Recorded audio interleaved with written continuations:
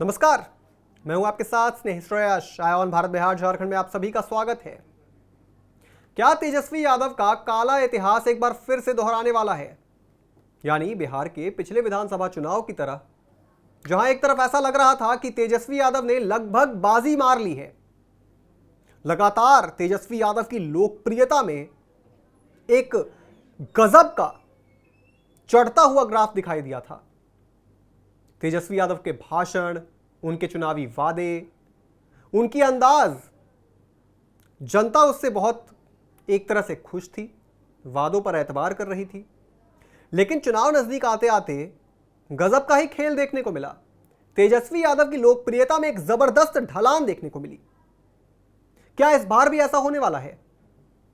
सवाल इसलिए उठ रहे हैं क्योंकि सी वोटर का जो ताजा सर्वे आया है, तेजस्वी यादव की लोकप्रियता को उसमें 6% की गिरावट झेलनी पड़ी है।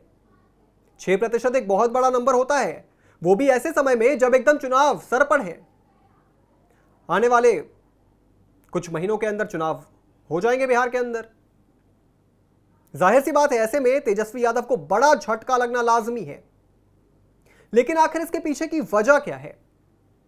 क्या तेजस्वी यादव का कुछ अहम मुद्दों पर चुप रहना, क्या तेजस्वी यादव की उलूल जुलूल बयानबाजी, क्या तेजस्वी यादव के वो वादे जिन्हें जनता समझ चुकी है कि वो पूरा नहीं कर सकते, क्या ये कुछ कारण है जिनकी वजह से तेजस्वी यादव की लोकप्रियता में गिरावट देखने को मिली है? इसी पर विस्तार से चर्चा करने के लिए हमारे साथ सीधे पटना से जुड़ रहे हैं वरिष्ठ पत्रकार शैलेंद्र जी। शैलेंद्र जी, मेरा सिंपल सा सवाल है पहला, प्रशांत किशोर का ग्राफ जो है सी वोटर के सर्वे में ऊपर गया है और तेजस्वी यादव का ग्राफ नीचे आया है, यानी कि तेजस्वी यादव की लोकप्रियता साफ तौर पर कम हुई है, प्रशांत किशोर की लोकप्रियता बढ़ी है। यह क्या दर्शाता है? क्या तेजस्वी यादव के लिए मुश्किलें बढ़ने वाली हैं क्योंकि चुनाव सर पर है? तेजस्वी यादव को जहां एक तरफ जरूरत है कि वो अपनी लोकप्रियता में बढ़ोतरी दर्ज करें, वहीं उनकी लोकप्रियता लगातार गिर रही है। यह आखिर दर्शाता क्या है? देखिए, तेजस्वी यादव की जो लोकप्रियता है वो घटने और जो पीके यानी प्रशांत किशोर की लोकप्रियता बढ़ने के पीछे वजह यह है कि तेजस्वी यादव ने अभी उस तरह से एक्सटेंसिव यात्रा नहीं की है जिस तरह से प्रशांत किशोर पिछले 2 से ढाई साल से पूरे इलाके में घूम रहे हैं, यानी पूरे राज्य में घूम रहे हैं, बिहार को देख रहे हैं, वहाँ की चीज़ों को समझ रहे हैं और उसके अनुसार नीति बना रहे हैं। और विशेष बात यह है, प्रशांत किशोर जिस तरह की राजनीति कर रहे हैं या जिस तरह से वो अपनी चीज़ों को आगे बढ़ा रहे हैं, वो अपने आप में अलग है। बिल्कुल उनके निशाने पर वो लोग हैं जो वंचित हैं, यानी कि जिनको अधिकार चाहिए, जैसे युवाओं को रोज़गार चाहिए। और साफ तौर पे रोज़गार एक बड़ा मुद्दा है, एक बड़ी पहल रोज़गार के लिए प्रशांत किशोर की ओर से की जा रही है। और कहा ये जा रहा है कि हम जब आएंगे तो निर्भरता को ख़त्म करेंगे, यानी दूसरे राज्यों में जो बिहार के लोग जाते हैं उसको ख़त्म करेंगे। तेजस्वी यादव भी कह रहे हैं, लेकिन तेजस्वी यादव का पास्ट जो रहा, यानी उनके पिताजी का जो शासनकाल रहा है, उसको लेकर लोगों में शंकाएँ हैं, आशंका है। और यही वजह है कि तेजस्वी यादव जो बात कह रहे हैं उस पर बहुत विश्वास लोग कर नहीं रहे हैं। और साफ तौर पे तेजस्वी यादव का जो एग्रेशन दिख रहा है वो भी अपने आप में एक उनकी रास्ते में बाधा है। और ये बाधा इस तरह की है कि उनको आगे नहीं बढ़ने दे रही है। देखिए, जिस तरह से उन्होंने मीडिया को निशाने पर लिया है, या इससे पहले जो एक घटनाक्रम का जिक्र होता है कि मोतिहारी के मेहसी में जिस तरह से एक यादव की हत्या हुई है, यानी यादव की हत्या के मामले में भी वो नहीं बोले हैं, क्योंकि हत्या का आरोप उस वर्ग पे है जो उनका अंधभक्त है, यानी उनका सपोर्टर है। और शायद यही वजह है कि वो कुछ नहीं बोल रहे हैं, यानी उनको लगता है कि अगर हम कुछ कहेंगे तो हमारा जो कहे कि वोट बैंक है, कोर वोट बैंक है, वो खिसकेगा। और जाहिर सी बात है, यादव भी उनका कोर वोट बैंक है, यादव भी चूँकि यादव जाति से वो आते हैं। तो ऐसे में एक बड़ा सवाल है कि आखिर वो संतुलन कैसे बनाए, और यही वजह है कि वो परेशानी में घिरे हुए हैं। लेकिन शैलेंद्र जी, सर्वे में जो चीजें आ रही हैं, बिहार में इससे लेकर होने वाला क्या है? देखिए, इस चुनाव में जो होगा, जाहिर सी बात है वो जनता के ऊपर निर्भर करेगा।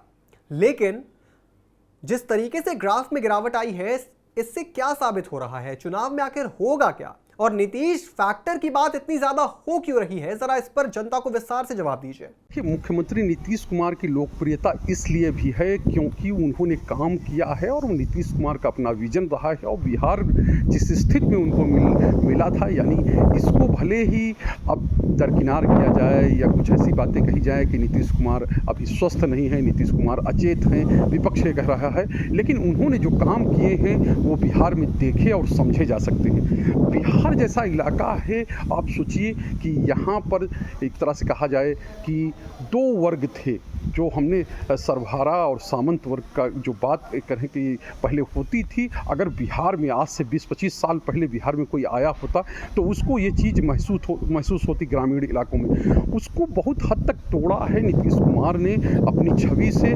सुशासन बाबू, और साफ तौर पे है कि जिस तरह से वो सुशासन का काम कर रहे थे, जिस तरह से उन्होंने यहाँ की वर्ग संघर्ष को धीरे धीरे खत्म किया है अपनी नीतियों से और सबको साथ लेकर चले हैं और सबके लिए नीतियाँ बनाई हैं।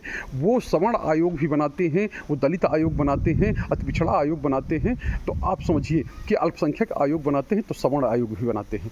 तो नीतीश कुमार की ये वजह है। और दूसरी चीज़, नली गली से लेकर सड़क और हाईवेज़, इन पर बड़ा काम हुआ, इंफ्रास्ट्रक्चर पर बड़ा काम हुआ है। कुछ सेक्टर्स को अगर छोड़ दिया जाए तो बिहार में लगता है कि विकास हुआ है।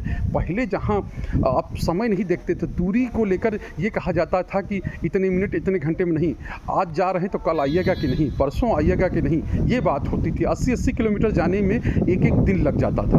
आज वही 80 किलोमीटर आप 1 घंटे 2 घंटे में जाते हैं। अगर चाहें तो दिन में 2 बार जाकर 2 बार लौट सकते हैं। तो ये बिहार में नीतीश कुमार की उपलब्धि रही है।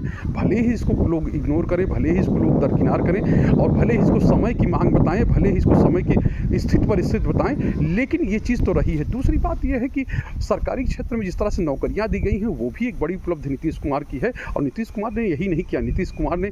अच्छा शैलेंद्र जी, आप इस सर्वे को किस तरह से देखते हैं?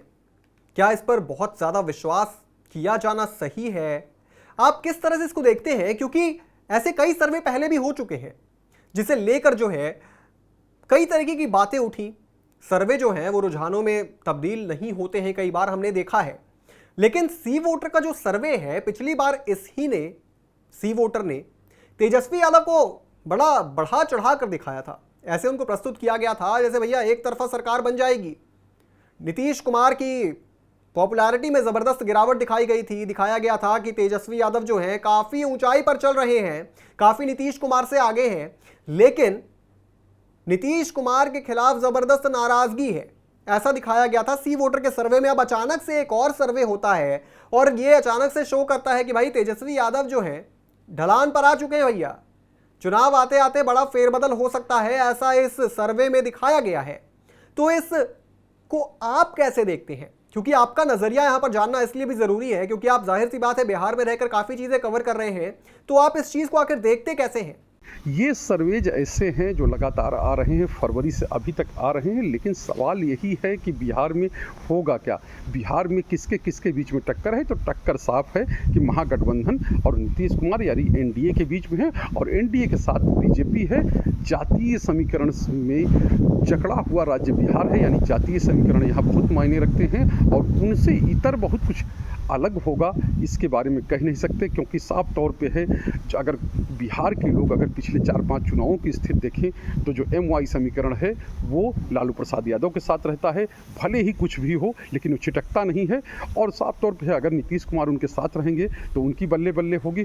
पिछली बार जिस तरह से कहें कि चिराग पासवान ने अपना एक फैक्टर बनाया था, अब वो एनडीए के साथ हैं और उन्होंने फैक्टर ऐसा बनाया कि एक तरह से कहे कि लुटिया डूब गई थी जेडीयू की, लेकिन अब जेडीयू के साथ हैं। हालांकि अभी भी उन्होंने बगावती तेवर अपनाए हुए हैं, लेकिन सर्वेज में जो चीज़ें हो रही हैं यानी कि किसका ग्राफ बढ़ा किसका घटा, कौन आगे गया कौन पीछे गया। अब ये कहा जा रहा है नीतीश कुमार जो मुख्यमंत्री पद की पसंद में अब तीसरे नंबर पे आ गए हैं, दूसरे नंबर पीके हो गए, पहले नंबर पे तेजस्वी यादव हैं 35% उनको लोग चाहते हैं, पहले 41% चाहते थे और 18% से ज़्यादा हो गया है पीके का ग्राफ। लेकिन ये ग्राफ ये केवल एक आंकड़े हैं, लेकिन जब मौका आएगा, जब लोगों को वोट देने का समय आएगा तो जाहिर सी बात है वोट देने के समय वही होता है कि अपनी जात और हम किस जाति से आते हैं, हमको किसको वोट देना है, किसको वोट देना है मेरे लिए बेहतर होगा, वही चीज़ें होती हैं। अब इसको तोड़ने की तरफ कहें कि पीके हैं, वो कह रहे हैं कोई जाति नहीं है, युवा है, बीजेपी कह रही है कोई जाति नहीं है, राष्ट्रवाद है और हिंदुत्व है, सनातन है। तो ये सब चीज़ें एक नैरेटिव गढ़े जा रहे हैं, लेकिन नैरेटिव बहुत हद तक कामयाब होंगे ये लगता नहीं है। और साफ तौर पे है, अगर प्रशांत किशोर एक अनगाइडेड मिसाइल है, वो किस पर गिरते हैं, किस पर कहर ढाटते हैं, ये देखना बहुत दिलचस्प होगा।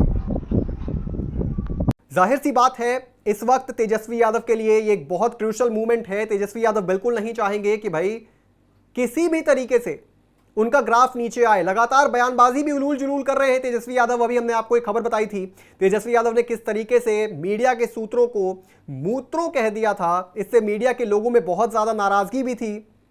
ये वही मीडिया है जिन्होंने आपको सिर पर भी चढ़ाया है, आपके बारे में कई ऐसी बढ़ा चढ़ा के बातें कही हैं जो शायद आप उतना डिजर्व भी नहीं करते हैं, लेकिन मीडिया ने आपका साथ दिया और आपने उस तरीके की बयानबाजी की। जाहिर सी बात है इन तरीके के बयानों को जनता भी सुनती है। जाहिर सी बात है कि आप जो वादे करते हैं, मीडिया ही आपके वादों को जनता तक पहुंचाने का काम करती है, आप उनको ऐसे निशाना बनाते हैं। इसके अलावा आपने और भी कई बयानबाजी की है जिससे जनता जो है आपसे हो सकता है कि नाराज चल रही हो। आपका खुद का वोटर आपके हाथ से फिसल सकता है तेजस्वी जी। ये आपके लिए बहुत क्रूशल टाइम है, चुनाव सर पर है। आने वाले कुछ महीनों के अंदर चुनाव की तारीखों का ऐलान हो जाएगा। ऐसे में आपके लिए यह जरूरी है कि आप अपने बयानबाजी पर थोड़ा सा ख्याल रखें। आपके लिए यह जरूरी है कि आप जनता के मुद्दों को ज्यादा ध्यान में रखें। आपके लिए यह जरूरी है कि जनता से जुड़े हितों को आप प्राथमिकता दें, आप उस पर बात करें। यह नहीं कि आप किसी अहम मुद्दे पर चुप्पी साध लेते हैं, आप मीडिया को गालियां देना शुरू कर देते हैं। इस तरह की चीजें जाहिर सी बात है बिहार की राजनीति में फिट नहीं बैठेगी। बिहार की जनता जानती है बदलाव और विकास कैसे एक दूसरे के साथ पैरेलली चलते हैं। हो सकता है नीतीश कुमार से जनता नाराज हो सकता है कुछ ऐसे वादे हों जिनको नीतीश कुमार ने पूरा नहीं किया, हो सकता है कई ऐसी चीजें हों जिस पर जनता जो है चाहती है नीतीश कुमार से जवाब, लेकिन वो भी चुप्पी साधे बैठे हैं। लेकिन ऐसे में बड़ा सवाल यह है कि क्या आपकी बयानबाजी, आपकी चुप्पी और कुछ चीजों पर आपका उलूल जुलूल बोलना, क्या बिहार की जनता को रास आएगा? खैर, इस पूरी चर्चा पर में हमारे साथ जुड़ने के लिए आपका बहुत बहुत शुक्रिया शैलेंद्र जी। इस पूरी चर्चा पर आप क्या सोचते हैं दोस्तों, कमेंट बॉक्स में जरूर लिखते जाइएगा। बिहार झारखंड से जुड़ी तमाम बड़ी खबरों को देखने के लिए आप जुड़े रहें आय ऑन भारत बिहार झारखंड के साथ।